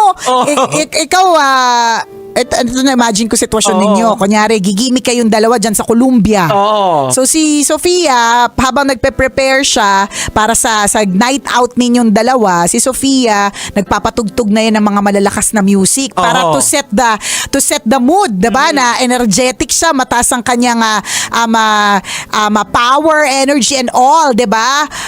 Bago siya na makarating ng bar. Magkaiba kayo. Ikaw naman habang nagpe-prepare, nagsindi ka ng essential oils. May mga pabango dyan na medyo pampakalma. Yan, Oo, di ba? si Sofia, mga ganito na. Ayan. Yan, di ba? Latina. Latina. Pero luma. Sabihin ko sana, Luma, wala ka bang bagong Latina song dyan? J-Lo. Di ba? Ibig sabihin, ganyan yung kanyang background music. Oo. Pang-Latina, na Oo. sumasayaw, na naka-midrib, Correct. ganyan. Pero si Marco, di ba? Oo, Ang tugtugan niya, pangmaywagang Burnay. pangmaywagang Burnay. Ganitong background music. Ayan, ganyan. Tapos may kandila. Yan. Di ba? Na kailangan eucalyptus. Di ba? Pampakalma. So, ganong magkaiba. May mga again, kaya nga namin sinasabi, hindi sapat yung pagmamahal kasi yung world ninyo hindi Medyo magkaiba nagtatagpo talaga eh. It would have been kung halimbawa nakahanap nga ng work, 'di ba? Oo. Tapos si Sofia mismo ready rin siya. Oo. Hindi, si Sofia mismo hindi siya ready. Correct, oo. 'Di ba? Dahil bata, hindi niya basta-basta iiwan yung pamilya niya. Tsaka yun nga, yung isa pa, to become a mother to a daughter na hindi naman kanya. Hindi lahat isa pa yan. kaya yun eh. Oo. Hindi lahat kayang i-accept yung Oo. ganong klaseng situation Oo. na pag-usapan na ba yun. Kasi baka mamaya, Marco, ang iniisip mo lang is yourself, ang iyong sarili na Oo. gusto ko naman happiness ko naman. Sabi naman sa akin ng aking wife in heaven na maghanap ng mas maganda. Oo. That's you. Meron tayong anak na pinag-uusapan dito While si Elise, isa siya sa mga nagpupush na mag-asawa ka ulit, di ba? Tanggap ba ni Elise si Sofia? Oo. At si Sofia, tanggap niya ba si Elise? Yes. Mahalagang factor yun. Ang dami kasi like for example, yung kultura nila iba. Ikaw bilang isang may dugong Latina, Ayan. ang kultura nyo ba? Okay lang ba? we in Latin America. Our culture is, sarap, diba? May cultural difference yan, pa. may mga ganyan pa. Diba? Tsaka iba din yung salita. Oo, isa pa yan. Oo. Paano ba salita nyo sa Colombia? Let's get loud. Yun ang alam ko eh. Yun lang yung alam ko. Yun lang talaga. Oo. Ganon. So, hindi ko masabi. Hindi ko talaga masabi na medyo okay yan. Hindi din walang makakapagsabi actually. Hindi pero rin namin masasabi na Oo. hindi okay, pero time will tell. Oo. Ang sinasabi lang natin that may complications yan. Oo. So, handa ka ba sa komplikasyon? And, ang pinaka-importante sa lahat, baka naman, isip ka ng isip. Ang dami Oo. mong kinikeme dito. Si Sofia, Correct. nagpapamanicure. Wala siyang pake. Tama. Hindi niya concern Correct. ang mga concerns Oo. mo. Diba? Bakit pa Latina? Kasi try mo dito sa mga Pilipina. Kaya nga Oo. Madami ding magaganda Oo. Ito naman pag sinabing mas maganda, ibang lahi agad. Napakarami kayong magagandang Pilipina kaya ang dami na kayong Miss Universe Oo. galing sa atin, 'di ba? Email mo ulit, message mo si Nicole. Hanapan ka namin. Yan. Depende na sa'yo. Bahala ka na sa bigay mo sa amin. Bala ka na sa amin. May bigayan pa. May bigayan pang nalalaman. Wala na kasing libre ngayon. So ultimo yung mga ganyang klaseng mga referral, may fee na din. Boss Marco, ikaw na bahala sa amin. Marco, baka naman. Kami na bahala sa babae. Ikaw na bahala sa amin, Ayan. di ba? Baka hindi pa si Sofia. Oo. Pero kung halimbawa hindi ka makatulog sa gabi, talagang fall na fall ka sa kanya, Oo. then hindi naman imposible. That's worth a try. And then pag hindi naman ibig sabihin nun that you cannot try again with another girl, with another person. Yan. Ganon. So, Marco, wag mong pilitin ko kasi kung minsan hindi talaga nagkiklik Yun yung pag hindi nagkiklik, doon tayo nahihirapan kasi pinipilit natin. Yan. Na alam Correct. naman natin na parang singsing lang yan, hindi magkasya. Pinipilit mo na magkasya sa masasaktan ka lang. Diba? Diba? At Mahirap eh. Pagka yung hindi, parang puzzle, piece of the puzzle na pinipilit mo, last piece na siya, pero Oo. pinipilit mo kahit hindi talaga Oo, siya, oo. na alam mong in the end. Diba parang ganun. Minsan may ganun mga puzzle eh. Na Oo. akala mo last piece na, nagawa mo lahat. Yung pala, mayroon palang komplikasyon dun sa isang parte ng puzzle. Kaya hindi talaga nakafit. Ayan. Ganun yung tingin namin. Oo. Medyo hindi talaga akma ang mga bagay-bagay. Oo. Since na puzzle analogy tayo, meron namang puzzle na alam mo na merong sasakto pero hindi mo pa mahanap. Yan, Pero ito oo. nahanap mo na, hindi talaga magsakto. Yan, 'di ba? Yung ganon. Pero ang maganda lang dito, tingnan mo, 'di ba? Saan ka nakakuha ng bagong jojowain? Social media. Yes, oo. So ibig sabihin, in terms of choices, mas marami na talaga ngayon. Oo. Mas mahirap pa rin talaga nung araw, nung mga panahon ng Gen X. Correct. Kasi nagkakaubusan ng referral ng kaibigan. Oo. Kaibigan ng kaibigan. Nagkakaubusan din yan. Yan. Pinsan ng kamag-anak, Oo. 'di ba? Ganun lang eh. Limitado lang yung Limitado resources. lang, correct. Nandito Ayan, lang. madami kami Correct. resources eh. Boss Marco, basta ikaw nang bahala sa Correct, amin. oh, 'di ba? Ano bang mga trip mo? Ano ba ang kanilang mga qualification, Oh, may Boss album Marco? po si Nicole. Meron ako mga iba't ibang klase ng lahi. Charot. Ay, naku, nakakalurk. Gusto mo ba ng Russian naman? O basta ang mahalaga dito, never give up on love. Oo, tama. Ano talaga dito na meron at meron ka ring mahanap. Pero gusto mo ba talaga? Yun Oo. din eh. Baka naman nape-pressure ka lang sa Oo, sinabi yan. ni misis Oo. na maghanap ka ng katuwang. Hindi mo naman pwedeng pilitin kung ayaw mo din talaga Ayan. eh. Just again, higit sa lahat, Marco, gayahin mo yung ginawa ni Nicole na pinag-pray niya. Kung sino talaga yung ibibigay, eventually darating talaga Dadating siya. talaga. Tapos, our engagement was not a long one, Jex. Kaya masasabi ko na up until now, we are still learning about each other. Hindi matagal na kami ay engaged, hindi matagal yung relationship namin Oo. bago kami ikinasal, 'di ba? Pero what's meant to be, it's meant to happen. Oo. Fluid pa rin ang lahat Ayan. eh. Oo. 'Di ba? So dito yung ganon. masasabi natin, balikan mo yung basic. Paano kayo naging okay ni Annie? Yan. 'Di ba? Nagsimula kayo as friends. Friends, Tingin ko yan. dapat ganun, hindi yung Correct. sa social media lang. Or kung sa social media, pwedeng ang intention mo ay magkaroon ng friends. Yan, oo. Hindi ko lang din alam kung yung mga nagpo-post sa mga dating sites or apps, ang hanap nila ay friendship. Ayun lang, oo. Yun lang, 'di ba? Kaya siguro agad na advance into a romantic relationship kasi nga to begin with, kaya sila nakikipag-date para Oo. magka-jowa. Oh, okay din naman 'yan para sa akin yung mga dating app kasi nasi-shortcut yung Yes, yung totoo. courtship. Pero ang ang downside dyan, kasi hindi lahat nagsasabi ng totoo eh. Yung yun profile lang, niya, di ba? Mahilig correct. ka sa aso na hindi naman pala. Tama. Ang bilis lang Pag na nag-match ka sa- magsabi. ikaw mahilig ka sa aso. So kaya kayo nag-match, 'di ba? Oo, Pero sa hindi totoo pala. lang, hindi naman talaga. Ang Oo. ibig niya palang sabihin, mahilig siyang kumain ng aso. Masama 'yon. Huwag niyo pong gagawin, 'di ba? Ayan, oo. Yung ganyan. Yan. So, it's not the end of it. Sophia is not the only Latina in Yes, Colombia, oo. 'di ba? Malay mo meron talagang isang match para sa iyo, Oo. match in terms of age, wisdom, paniniwala, Oo. 'di ba? Baka malay mo, Latinang singkit. Correct, 'di ba? Oo, Di di ba? Nandiyan ka sa South Korea eh. Diba? Totoo! Totoo! Oo. Walang imposible. Walang imposible. Ang mahalaga, yung magiging kapartner mo ay willing din Yan. na makasama O, ka. tsaka ipaglaban ka. Willing na Yun ang pinaka-importante. Correct. Ipaglaban ka and willing to settle. Yes, Kung oo. hindi rin lang naman willing, bakit pa tayo nagsasayang ng oras? Oo, sayang dito? yung oras. Sayang yung time, sayang lahat, 'di ba? Yes, oo. Pero hindi masasayang kung sa amin ka Ayan. magpapahanap. Yan, basta ikaw na bahala sa amin. Sarap lang, Marco. Go, go, go. You can do this. At Yes. sana mahanap mo ang iyong happily ever after. Yan.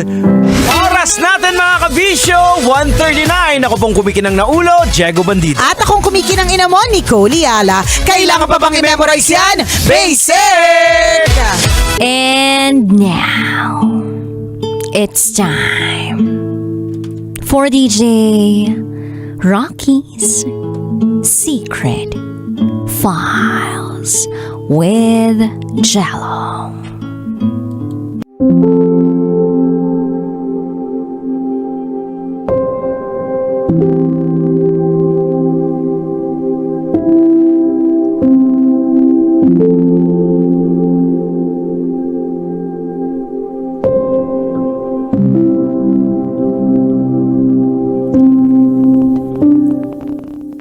Hi DJ Rocky at DJ Jello. Lagi ko kayong napapakinggan sa radyo. Hanggang nag-decide ako sa inyo na ibahagi ang storya ko.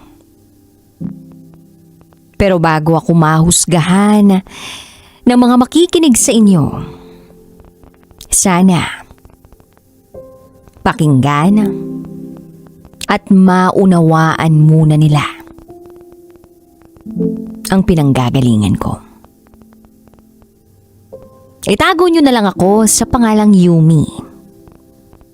At ito, ang aking secret file.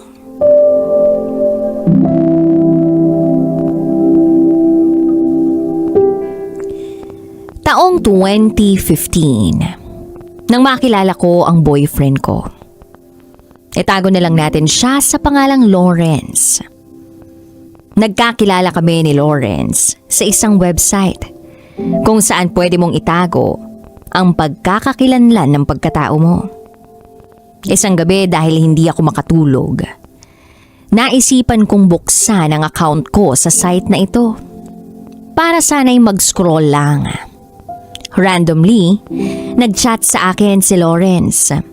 And normally, hindi ako nagre-reply sa mga nagme-message sa akin doon. Kasi tamad akong mag-reply. Pero dahil bored ako that time, inisa-isa ko ang inbox ko. Tamang-tama, may mga natanggap akong mensahe. At isa na ron si Lawrence. Siya ang unang-una kong nakita. Kaya nag-reply ako sa kanya. Nagkausap kami ni Lawrence hanggang 3 a.m. Na-open niya rin sa akin ang tungkol sa personal niyang buhay. May 2 pala siyang anak at hiwalay ng partner niya. Dahil nagluloko raw ito at sumama sa ibang lalaki. DJ Rocky at DJ Jello, nalungkot ako sa mga chat niya sa akin. Dahil ramdam ko yung lungkot ng iniiwan. Parehas sila ng kwento ng papa ko. Iniwan din kasi si papa ng mama ko. Sumama rin sa ibang lalaki. Simula noon, lagi na kaming nagkakausap ni Lawrence sa site na iyon. At inaabot kami ng madaling araw magkausap. Hanggang sa isang beses, nagyaya si Lawrence na magkita kami. Pumayag naman ako. Fast forward, nagkita kami ni Lawrence sa isang mall. Noong magkita kami, hindi ko na-realize. Nakakilala ko pala siya dati. Wala kasi talaga kaming pagkakakilanlan habang magkausap kami online. Dahil deactivated ang account niya para iwasan niya ang ex-partner niya. At noong nagkita na nga kami, na-realize ko na kapitbahay ko lang pala siya. Ang akala ko noon, by accident lang, na naroon ang kapitbahay ko sa mall. Na siyang napag-usapan namin ni Lawrence. Nag-smile pa nga ako sa kanya, kaya nilagpasan niya lang ako. Nung inopen ko yung site para sabihin kay Lawrence na nasa mall na ako, nagulat ako dahil noong sinabi niya kung ano ang suot niyang damit, tugmang-tugma sa suot ng kapitbahay ko. Nakadadaan pa lang. Nag-chat si Lawrence sa akin na naroon na daw siya. Nag-isip tuloy ako. Hindi muna ako nag-reply kay Lawrence. Sinundan ko ang kapitbahay ko. Nag-obserba ako sa kanya mula sa malayo. Nako, grabe ang kaba ko. Nakikita ko kasi yung kapitbahay ko na medyo nanginginis at patingin-tingin sa cellphone niya. Hanggang sa nag-decide na akong lapitan ang kapitbahay ko at tawagin siyang Lawrence. Nagulat ang kapitbahay ko nung magkausap na kami. Surprise! DJ Rocky at DJ Jello, nagkahiyaan muna kami sa umpisa, pero nag-usap din kami. At doon ko nga nalaman na ang account niya pala sa site na iyon ay hindi kanya. Sa kaibigan niya pala ito. Binigay ito sa kanya ng kaibigan niya para makalimot siya sa ex-partner niya. Tuwing kausap niya ako, tuwing madaling araw, nandoon pala siya lagi sa bahay ng kaibigan niya. Nagiinuman daw sila. Natapos ang araw na yun na pareho kaming masaya. Kumain kami sa isang sikat na kainan at sabay kaming umuwi. Simula noon, lagi niya na akong niyayaya tuwing mag-iinuman sila. Minsan sumasama ako kapag hindi ako busy. Hanggang sa nakilala ko rin ang mga kaibigan at kapatid niya. 5 pala silang magkakapatid, puro lalaki. Doon ko lang din nalaman nung inimbitahan niya ako sa bahay nila dahil birthday ng bunso niyang kapatid. So fast forward and ligaw sa akin si Lawrence. Agad ko naman siyang sinagot. Naging kami DJ Rocky at DJ Jello. Masaya kami pareho. Kitang-kita ko ang saya sa mga mata niya. Naging masaya kami sa loob ng 7 buwan. Lagi akong nasa bahay nila. Lagi rin kaming lumalabas kapag hindi kami busy sa trabaho. Pero sabi nga nila, kapag sobrang saya, may susunod ding kalungkutan. Bigla na lang nanlamig sa akin si Lawrence na para bang iniiwasan niya ako. Hanggang sa nalaman ko na nakikipagkita pala siya sa dati niyang partner. DJ Rocky at DJ Jello, ewan, pero sobrang sakit. Kasi nalaman ko na inaayos na pala nila ng ex-partner niya ang relasyon nila. Alang-alang sa 2 nilang anak. Kanino ko ito nalaman lahat? Kay Clyde. Si Clyde ay isa sa mga kapatid ni Lawrence. Dati ko nang nakakausap si Clyde. Lagi siyang nasa tapat ng bahay nila. Masayahin siyang tao. May asawa at isang anak. Sobrang bait pa nito. Si Clyde ang nagbabalita sa akin tungkol kay Lawrence dahil hindi kami nagkikita nito. Gabi na rin kasi ako nakakauwi. At si Lawrence naman, busy sa ex-partner niya at sa mga anak nila. Then isang beses, galing akong work noon. Napadaan ako doon banda kina Clyde at sa mga kaibigan niya. Nagiinuman sa tapat ng bahay nila. Tinawag ako ni Clyde. Shot daw muna kami kasama ng mga kaibigan niya. Dahil sa pagod ko at kalungkutan, sabayan pa ng maraming tumatakbo sa isip ko. Sinabi ko kay Clyde na magbibihis lang ako at babalik din sa kanila. Nag-half bath ako at nagbihis para bumalik sa inuman. Pagdating ko, napansin kong tahimik ang loob ng bahay nila Clyde. Walang tao. Hanggang sa nagsalita si Clyde, sabi niya, "Walang tao dyan. Ako lang mag-isa. Nagbakasyon sila sa Tagaytay. Si Lawrence naman, di na umuwi rito sa bahay. Minsan na lang." Nalungkot ako sa sinabi niya. Sa totoo lang. Fast forward, inabot na kami nila Clyde ng madaling araw. Hanggang sa nagsiuwian na nga ang mga kainuman namin. Kami na lang ni Clyde ang natira sa inuman. Umiyak ako sa kanya dahil sa sobrang lungkot ko. Sa kanya ko lahat inilabas ang sama ng loob ko sa nangyari sa amin ni Lawrence. Yung bang parang nag-ghost ako. Ginawa lang akong panakipbutas sa ex-partner niya. At sa sobrang hilo ko, dala ng alak at sa pag-iyak ko, nasuka ako. Nasukahan ko si Clyde. Pati na ang damit ko. Hanggang sa inakay ako ni Clyde papasok sa bahay nila. At hindi ko inaakala ang mga sumunod na nangyari. Noong ipinasok na ako ni Clyde sa bahay nila. Iniwan ako ni Clyde sa sofa nila. Naligo siya at inabutan niya naman ako ng extrang t-shirt. Nang sa gayon ay makapagbihis ako. At dahil minsan na ako nakapasok sa bahay nila nung kami pa ni Lawrence, kabisado ko ang bahay nila. Pumunta ako sa banyo at naglinis ng katawan ko. Matapos kong may masmasan, sinabi ko kay Clyde na uuwi na ako. Kaya lang pinigilan niya ako. Baka raw hindi ko pa kaya. Sabi ko, kaya ko naman. Mapilit itong si Clyde. Kaya umupo ako sa sofa para makapagpahinga na lang.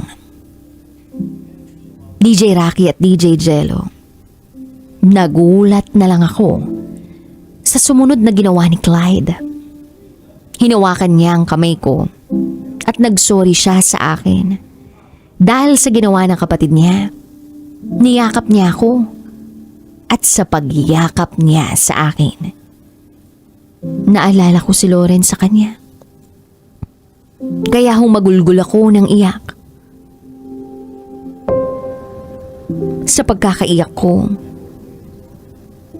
nagulat na lang ako nang hinalikan ako ni Clyde sa labi ko. Napapikit na lang ako. Hanggang sa may nangyari sa amin. Yes, DJ Rocky at DJ Jello. May nangyari sa amin. Sa amin ng kapatid ng boyfriend ko. Natulog ako sa tabi ng kapatid ng boyfriend ko. Alam kong mali ang nangyari. Kaya kinaumagahan, umuwi agad ako ng bahay. Hindi ako makapaniwala sa nangyari. Siguro dala-dala na rin ang kalasingan at halo-halong lungkot. Kaya nangyari yun. Fast forward, lumipas ang 1 linggo. Nahihiya ako kay Clyde. At nandun din ang takot dahil may asawa siya. Isa pa, kapatid siya ni Lawrence. Hindi mawala si Clyde sa isipan ko. Na para bang nakalimutan ko si Lawrence bilang boyfriend ko. Siguro dahil magkahawig sila. Iba ang nararamdaman ko kay Clyde. Na para bang yung pagmamahal ko para kay Lawrence natuon kay Clyde.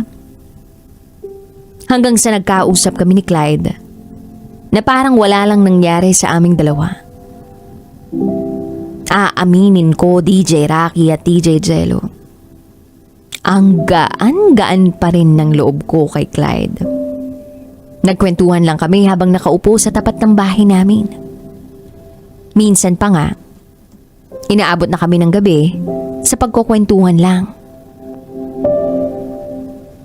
DJ Rocky at DJ Jello, dumating sa puntong inamin ko kay Clyde ang nararamdaman ko para sa kanya.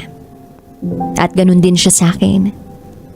At dumating din sa punto na sinabi niya sa akin iiwan niya ang asawa niya para sa akin. Nakonsensya ako sa takbo ng isip niya. Kaya ang ginawa ko, inilayo ko ang sarili ko kay Clyde. Dahil ayaw kong makasira ng pamilya. Umalis ako sa lugar na yon.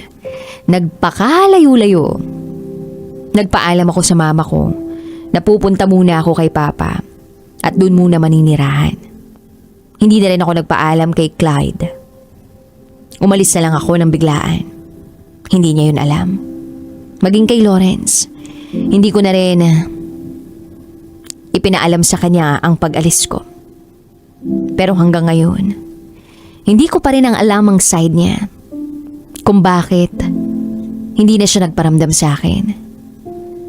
Siguro, kapag nalaman ko na kung bakit, susulat ako uli sa inyo. Sa ngayon, Hanggang dito na lang muna. DJ Rocky at DJ Jello. Maraming salamat. Muli, ako si Yumi. At ito, ang aking secret file. Nakipag one night stand ako nung na-discover kong nagloko yung ex ko. Nag-cheat siya sa akin. Actually, hindi lang naman isang beses, pero parang napuno na ako sa kanya. Naiisip ko, ano bang meron sa iba? Bakit palagi to siyang ganito? Ay? Ulit-ulit. Na-challenge ka, Na-challenge. Athena? Ako, okay, sige. Ako daw, try ko. So, ginawa ko siya. Sinadya ko din talagang magpakalasing. Ay, magpakalasing. Para magkaroon ako ng, ng lakas ng loob. Dami nagsasabi, basta may alak. May balak? Mali, bago na dun. Ano? Basta may alak, may tarak. Pagdating nyo dun sa mismong tumarak ba agad o meron munang ibang naganap? Bumatak ba muna? Ganyan. Ganda ng tanong. Oo. Naghalikan kami ng yung bonggang-bonggang halikan. Laplapan talaga. Huh? Laughter. Alam mo yung naglalaban yung lasing ko, tapos yung sarap. Ay, Masarap! Sarap. Dax talaga siya. Ganun ka lang. Mahaba, mataba. mahaba na, mataba pa. Grabe, Panalo. jumbo. Oo. Hindi ka nahirapan doon? Medyo humapdi siya kasi ibang host eh. Parang pumaldo din ako that night. Pumaldo! Doon ko din naranasan yung fulfillment pagdating sa 12 rounds. 12 round. Talagang mamamaga nga. Kaya pala humapdi. Every round, iba-iba yung position namin dalawa. Ano yung posisyon na hindi mo makakalimutan doon sa lahat ng rounds na yun? Round 1 to 12. Oo, taray, parang may knockout Parang talaga. boxing, dun. ah. Oo. yung hindi ko makalimutan is yung nakaharap ako sa salamin tapos nasa likuran ko siya. Nakaharap sa salamin tapos nasa likuran mo. Paldog.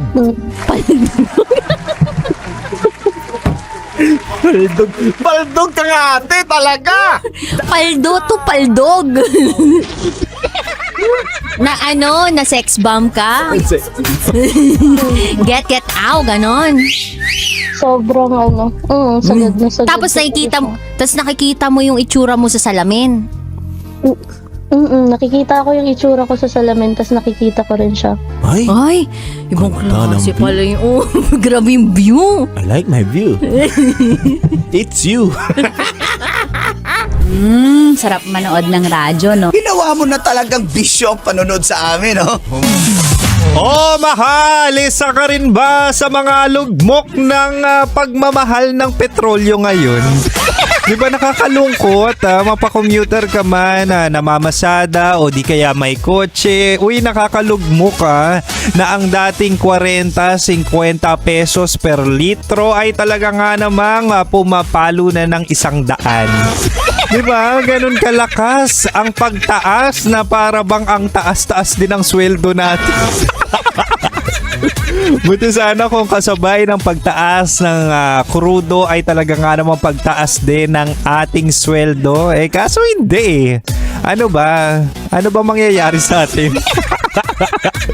Diba? Na para bang isa ka rin ba sa mga wala ng kinikita dahil sa taas ng bilihin, pamasahe, krudo? Ay nako, wag kang mag-alala. Si DJ Kim Chino ay hindi rin naman nakaligtas. Huy!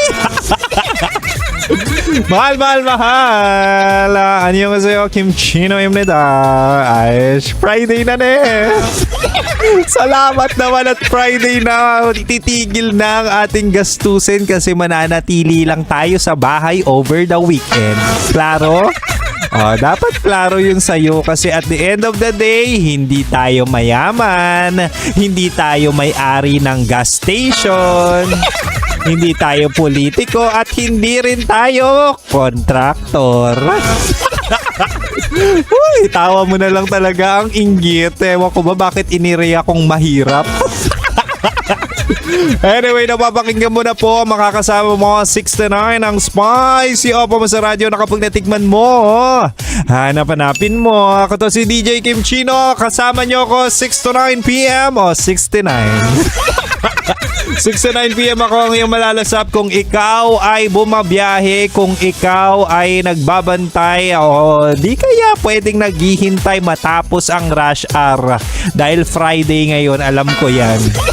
Ako ang iyong makakasama at huwag mong ililipat ang istasyon kasi seloso ako. Oo, kapag nilipat mo yan, magseselos ako sa'yo. Naku, mahal, sinasabi ko sa'yo. Grabe ako magtampo. Uy! Anyway, mahal. Sa panahon ngayon na krisis talaga, no, hindi mo maiiwasan ang malungkot. Hindi mo maiiwasan ang maparanoid. Di ba?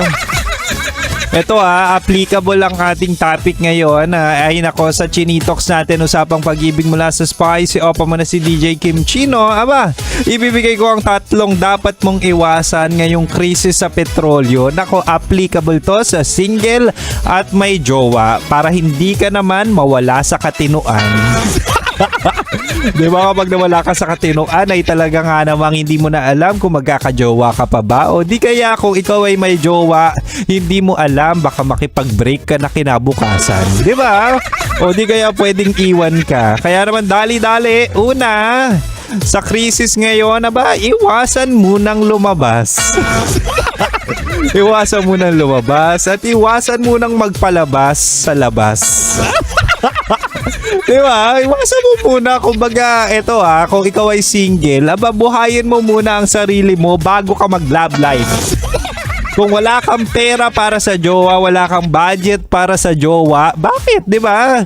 Huwag ka munang lumandi. Napaka-basic niya napaka-basic na talaga nga namang sarili mo muna ang i-prioritize mo. Dahil ang paglandi o ang paghahanap ng jowa ay magastos. Diba? Kapag makikipag-date ka, alam nyo yan, diba? Kapag nagpapa-impress ka, dapat meron ka mga regalo, meron kang budget para sa date, sundot hatid kung may kotse ka, may toll pa yan, may gas pa yan.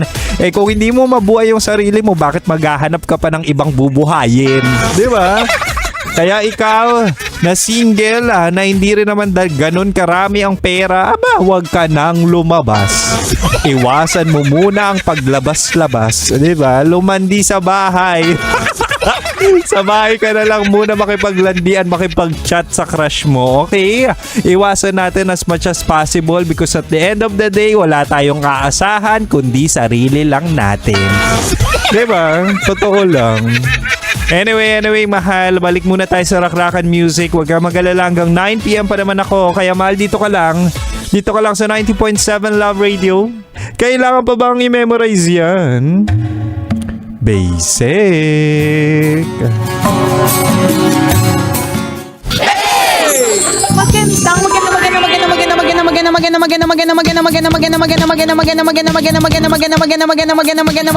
Magandang tanghali. Kumikinang na ulo, Diego Bandido.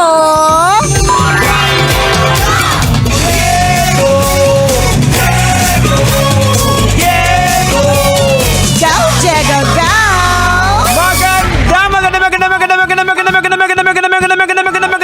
Magandang tanghali. Kumikinang ina.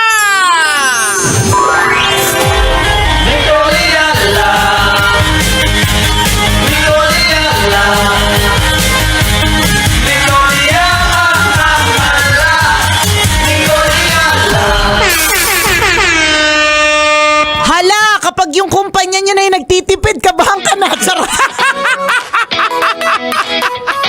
Kanina sabi ko kay Charm, nag-fluctuate ba yung ilaw? Hindi po, pinapatay ko po kasi dapat patayin na. Hoy! Ano na? Ano na po? Ay, naku. Mga leaders! Baka naman po! Ano na po? Grabe na. Nakikiusap na po. Alam mo, sa totoo lang, di ba yung nag-trending na balita recently na yung driver na naubusan siya ng krudo tas kinailangan niyang pumunta pa sa gasoline station, makakuha lang ng worth 400 pesos para lang malagyan. Yung mga in-interview na driver na umiiyak na. Correct. Naku po. Tsaka yung mga tsuper na uubusin na lang nila yung laman ng kanilang Oo. tangke kasi wala na silang pampakarga. Kasi wala nga sila talaga pang kapital eh. Wala kasi talaga. Yun yung na-observe ko talaga kanina na anong nakaraan na nag-travel ako na kung ano lang yung maiipon nila na yung binabayad ng pasahero. Yun lang din ang papagas nila. Papagas nila. So kung walang sumakay, umikot siya na maikot, maubos yung gas, wala na. O yun na nga.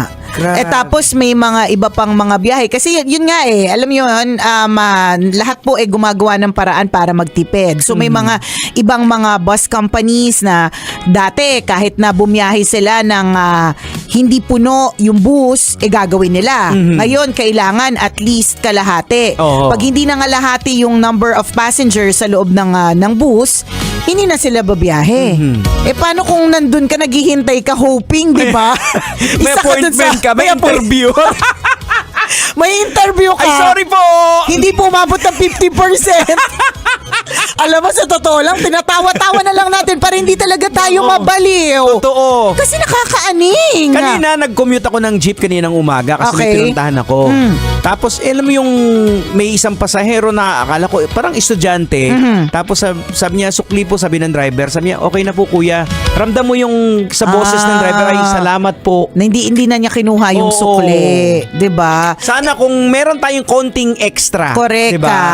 Gawin. Malaking bagay yun sa mga driver. Kasi 'di ba parang hindi siya mandate na lahat magtaas na din. Hindi eh. Oo, hindi. At pag nagtaas na din, Kung kunyari, tumaas naman sila, man, hindi na mahabol kasi tumaas na naman oo, eh. sobra na yung pagtaas. Or pag nagtaas naman, hindi na rin makakasakay yung mga middle class. Oo. Kasi hindi na rin aabot. Tama. Kulang So- na rin din. So, Anong for the gagawin past namin ni week, Koliala? Ito yung sinasabihin ko sana. Nung past week, sinasabi ko na mas matindi pa rin ang COVID.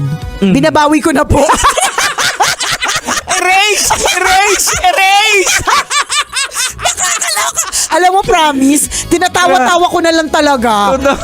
Pag halimbawa, usap-usap din kami dito, sabi nung isang kasamahan natin, sabi niya, paano na po, nag-full tank ako kanina, 9K na ang full tank.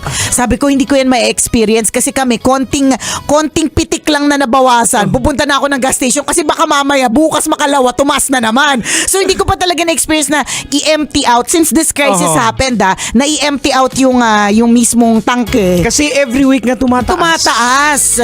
Kaya, talagang nakakalurke. Yun lang ang masasabi ko. Nung una, akala ko mas matindi po yung COVID. Totoo. Ngayon, naisip ko, it's a tie. It's a tie. Mahirap. Oo. Totoo pa rin naman. Para sa akin, mahirap pa rin naman yung health crisis. Kasi Correct. kalusugan yan eh. Oo. 'Di ba? Lahat naman po tayo pwedeng at any point in our lives pwedeng mamaluktot kapag ka maiksi ang kumot. 'Di ba? Oo. Katulad nga nito, pinapatay ang ilaw kapag hindi kailangan.